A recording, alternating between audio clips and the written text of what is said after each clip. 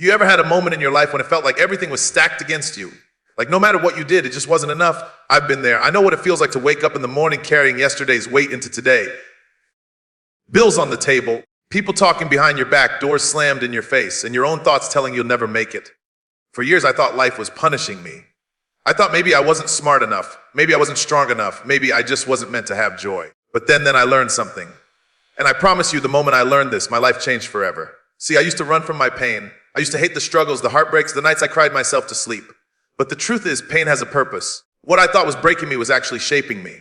Every tear watered the seeds of who I was becoming. Every loss, every rejection, every betrayal. It wasn't there to destroy me, it was there to prepare me. And when I realized that, I stopped asking, why me? And I started saying, try me. There were people I wanted to hold on to, relationships I begged God not to let end, doors I prayed would open but stayed shut. I couldn't understand why. But here's what I learned, the power of letting go. Sometimes the very thing you're clinging to is the weight that's keeping you from flying. The day I stopped chasing what wasn't meant for me was the day my freedom began. Let me tell you something. Some people are not assigned to your destiny. And once I let them go, my life opened up in ways I never imagined. I'll be honest with you. Fear had me bound. Fear of failure. Fear of people laughing at me. Fear of not being enough. I'd stand on the edge of opportunity, but never take the leap because I could see the whole staircase. But when I finally chose faith over fear, that's when everything shifted. Faith is not about seeing the way. It's about trusting that the way will appear. When I walked by faith, I found myself in rooms I wasn't qualified to be in, at tables I never thought I'd sit at. And it wasn't because I had all the answers. It was because I finally believed that my story was bigger than my struggle. And here's the last thing I'll share. For a long time, I compared myself to everybody else. I thought I needed to look like them, sound like them, love like them to be valuable. But the greatest breakthrough in my life came when I realized I am enough. Not when I become somebody else, not when I achieve a certain status, not when everybody approves. No, right here with my flaws, my scars, my mistakes, I am still valuable. And so are you. Your story is not your shame, it's your testimony. And somebody out there needs to hear it because your survival will be their hope. So if you don't remember anything else from what I'm saying today, remember this. Once you learn to embrace your pain as preparation, once you learn to let go of what was never meant to stay, once you learn to walk by faith and not by fear, and once you learn that your value is not up for debate, your life will change. Mine did. And so will yours. You know, when I look back over my life, I realized the thing I hated the most was the very thing that taught me the most. I didn't understand it at the time, but pain has a way of becoming your greatest teacher if you let it. See, I thought pain was punishment. I thought every hardship, every struggle, every setback was a sign that I wasn't good enough or that maybe God had forgotten about me. But the truth is, pain was preparing me for something I couldn't see yet. I remember sitting in a small, cold room trying to figure out how to keep the lights on. I had dreams, big dreams, but life didn't care about my dreams at the moment. Life was busy handing me bills I couldn't pay, rejection letters I didn't want, and heartache I didn't know how to heal. And I'll be honest, I was angry. Angry at the people who hurt me. Angry at myself for not being further ahead. Angry at God for letting me go through it. I wanted comfort, but all I got was struggle. But here's what I learned. Every tear I cried was watering the seeds of who I was becoming. Every no I heard was shaping the determination inside me. Every time I thought I was being buried, I was really being planted. And the thing about seeds is they don't grow in the sunshine alone. They need darkness. They need pressure. They need time. And pain, as much as we try to run from it, gives us that. Some of you are sitting in that same kind of darkness right now, wondering why life feels so heavy, why the people you trusted walked away, why doors keep slamming in your face. You think it's the end. But let me tell you something, it might just be the beginning. Because pain doesn't just show you who you are, it shows you what you're made of. And when you come out on the other side, you realize that what you thought would kill you only made you stronger. I used to beg for easy days. I wanted things to go smooth. I wanted people to like me. I wanted my life to look like the picture I had in my head. But if I had gotten everything I asked for, I wouldn't have developed the strength I needed to carry what was really waiting for me. That's the thing about pain. It builds muscles you didn't know you had. It teaches you patience. It teaches you resilience. It teaches you how to keep going even when the road is rough. I think about all the times I was told I wasn't good enough. Those words cut deep. They made me question myself, made me wonder if I should just give up. But every time I felt that sting, something inside me rose up and said, no, keep pushing. And that's what pain does. It pushes you. It stretches you. It pulls you out of your comfort zone and forces you to grow. Now, don't get me wrong. I'm not saying pain feels good. It doesn't. It hurts. It leaves scars. But even those scars tell a story. They remind you not of the suffering, but of the survival. They remind you went through the fire and came out of the other side. And maybe, just maybe, those scars aren't meant to shame you. They're meant to help somebody else who's going through the same thing.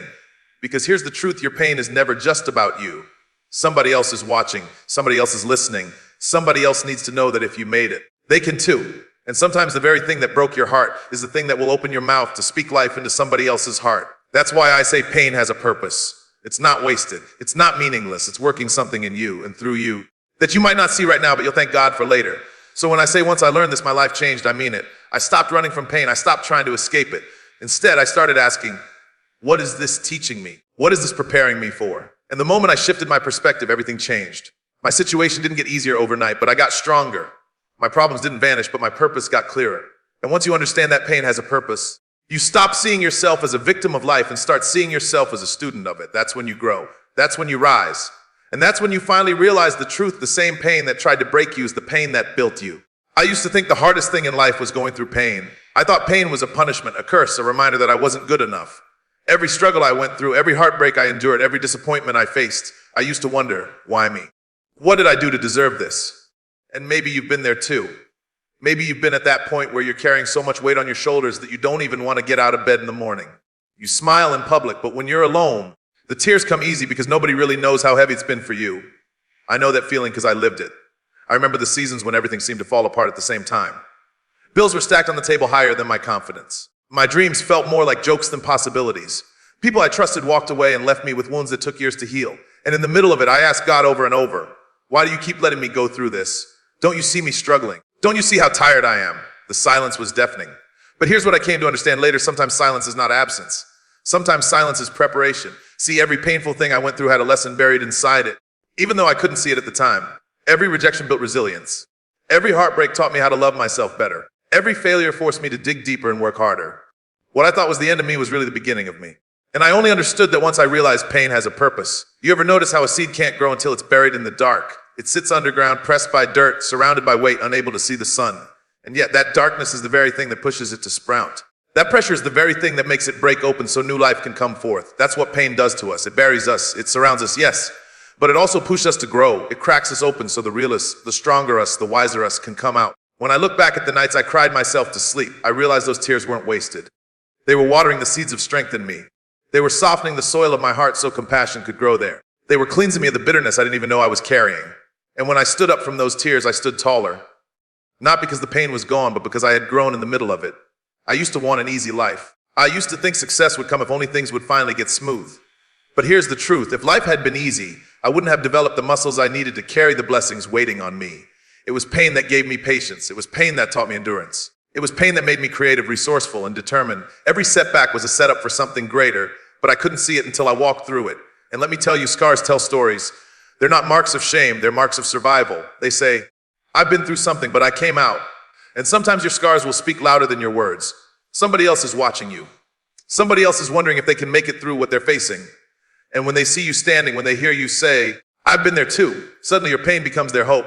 That's the purpose. Pain isn't just about you. It's about the people you're meant to inspire because you didn't quit.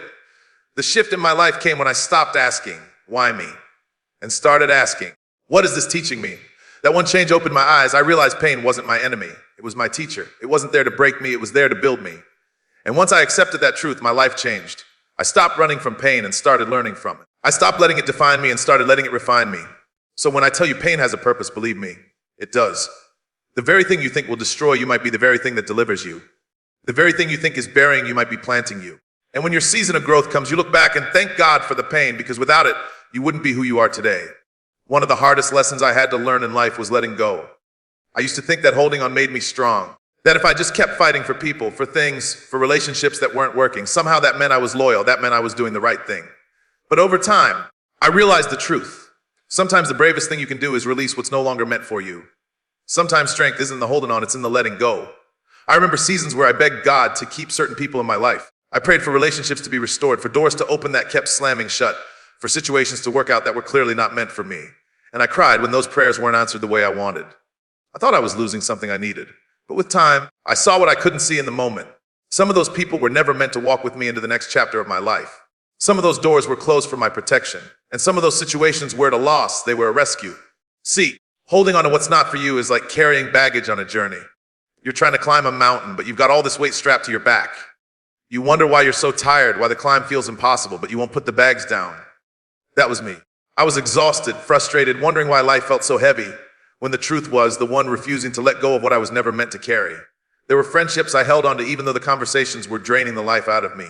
There were opportunities I chased even though every door slammed shut, thinking maybe if I forced it, it would finally work. And there were hurts I replayed in my mind, refusing to let go of the anger, the betrayal, the disappointment. And all it did was keep me stuck in the same place. Because here's the thing, you cannot step into your future while your hands are still gripping your past. The breakthrough came when I finally said, enough. When I realized I didn't have to beg anyone to love me, to respect me, to stay in my life. When I realized I didn't have to keep chasing something that was running away from me. When I realized forgiveness wasn't about saying what they did was okay. It was about saying I refused to let this pain control me anymore. That's when the chains fell off. That's when I found my freedom. And let me tell you something, letting go is not easy. It hurts. It feels like death sometimes because you're grieving what could have been, what you hoped it would be, what you imagined in your mind. But once you get through the grief, you'll see that what left was never meant to hold your destiny. You'll see that the people who walked away weren't strong enough to walk with you where you're going. You'll see that the closed door was just God's way of saying, I've got something better for you. The moment I learned this, I started breathing lighter. My steps felt freer. I didn't have to force anything anymore. I didn't have to beg. I didn't have to chase. I didn't have to prove. I just had to trust that what was meant for me would find me and what wasn't meant for me would leave me. And that trust gave me peace like I'd never known before. Sometimes we think letting go means we're losing, but in reality, it's making room. You can't receive new blessings with your arms full of old baggage. You can't walk into a new season if your feet are stuck in an old one. Letting go isn't about weakness. It's about wisdom. It's about knowing that not everything you want is good for you. And not everyone you love is meant to love you back in the way you need. And here's the beautiful part. Once I let go, I saw things I never could have seen before. I met new people who value me for who I was. I walked through doors that had been hidden behind the ones I kept banging on. I discovered joy I didn't think was possible. And none of it would have happened if I hadn't released what was weighing me down. So I'll say this to you the way I had to say it to myself. Stop holding on to what's holding you back. Stop clinging to people who keep showing you they don't want to stay. Stop replaying the hurt that's only keeping you prisoner. Let it go. Because the power of letting go is that it frees your hands, it frees your heart, it frees your future. And when you finally release it, you'll discover that what's waiting on the other side is far greater than anything you thought you lost. Fear is one of the greatest prisons you can live in. And for a long time, I was locked inside of it. Fear had me convinced that I wasn't enough, that I wasn't capable, that my dreams were too big for someone like me. Fear whispered in my ear that people would laugh if I tried, that I'd fall flat on my face, that failure would crush me. And I listened. I let fear stop me from taking chances, from speaking up, from walking into opportunities that were right there in front of me. I stood at the edge of possibilities, but I never leaped because I wanted to see the whole staircase before I took the first step. But life doesn't work like that. Sometimes you have to move when you can't see the way. And that's when I learned that faith is the only thing strong enough to silence fear. I remember one moment in particular when fear almost stole my destiny. I had an opportunity that could change everything, but I was so terrified of rejection that I almost didn't show up. I thought about all the times I had been told no, all the times I had been overlooked, all the ways I didn't measure up. My mind was screaming, don't do it. Stay where it's safe. Don't embarrass yourself again. But there was a small voice inside of me, quiet but steady, saying, go anyway. That voice was faith. It wasn't loud, it wasn't flash, but it was there. And I had to make a decision. Was I going to let fear keep me stuck, or was I going to trust that maybe, just maybe, God had something greater waiting on the other side of my obedience? Walking in faith doesn't mean you don't feel fear. It means you don't let fear have the final say. It means you acknowledge the trembling in your hands, the pounding in your chest, the doubts in your mind, but you take the step anyway. You move even when the road ahead is foggy, even when you can't see how it's all going to work out, even when people are telling you it doesn't make sense. Because faith is not about what you can see, it's about what you believe. And if you believe that your life has purpose, if you believe that God didn't bring you this far to leave you, then you start walking differently. You start moving with a confidence that doesn't come from you, but from knowing you're not walking alone. There were times when I thought I needed every detail before I could move forward. I wanted the blueprint, the plan, the guarantee of success. But faith doesn't work with guarantees. Faith is the substance of things hoped for, the evidence of things not seen. In other words, faith shows up before the evidence does. Faith makes you apply for the job you're not qualified for. Faith makes you start the business even when you don't have all the money. Faith makes you forgive when you'd rather stay bitter. Faith makes you love again after your heart's been broken. Faith makes you step out of the boat and walk on water while fear keeps yelling that you're going to drown. The moment I chose faith over fear, my life changed. I started walking into rooms I never thought I belonged in. I started speaking words I once kept locked inside me. I started seeing opportunities I would have missed if I'd let fear convince me to stay hidden. And you know what I realized? Most of the things I was afraid of never even happened. Fear had me building prisons in my mind, but faith showed me the doors were never really locked. I won't lie to you, fear still tries to creep in. Even now, when new challenges come, fear still whispers. What if you fail? What if they laugh? What if it all falls apart? But faith has taught me a different question. What if it works? What if you succeed? What if this is the moment everything changes? And I'd rather live with the possibility of greatness than the certainty of regret.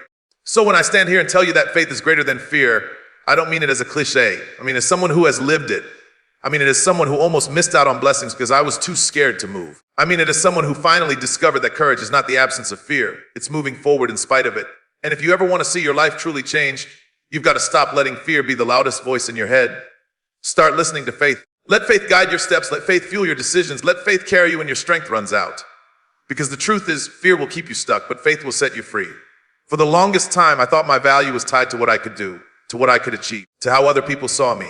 I thought if I worked harder, if I proved myself more, if I earned enough applause, maybe then I would finally be enough. And that's how I lived, chasing approval, chasing acceptance, chasing love in places that were never meant to give it to me. I kept thinking, if I could just be more like them, then maybe I'd finally matter.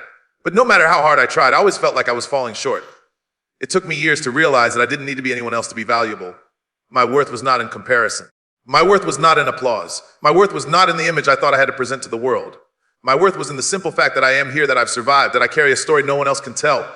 And once I learned that truth, my life changed. I used to look at other people and think they had it all together.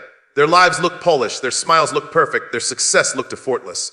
Meanwhile, I was carrying scars, carrying regrets, carrying pieces of my past I thought made me less than. I thought, who would ever listen to me? Who would ever want what I have to offer when I've been through so much mess? But I didn't realize that the very things I was ashamed of were the very things that gave me power. My scars were not proof that I was weak, they were proof that I survived.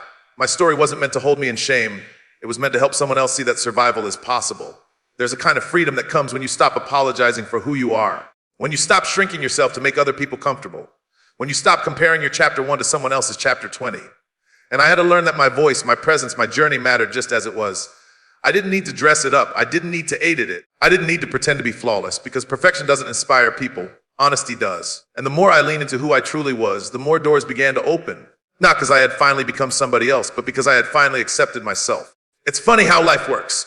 The very things I thought disqualified me are the very things that gave me authority to speak into other people's lives. The struggles, the heartbreak, the failures, they all became evidence that I knew what it meant to fight, to fall, and to rise again. And that's where true value comes from. Not from pretending you've never been through anything, but from owning what you've been through and letting it shine as proof that you're still standing.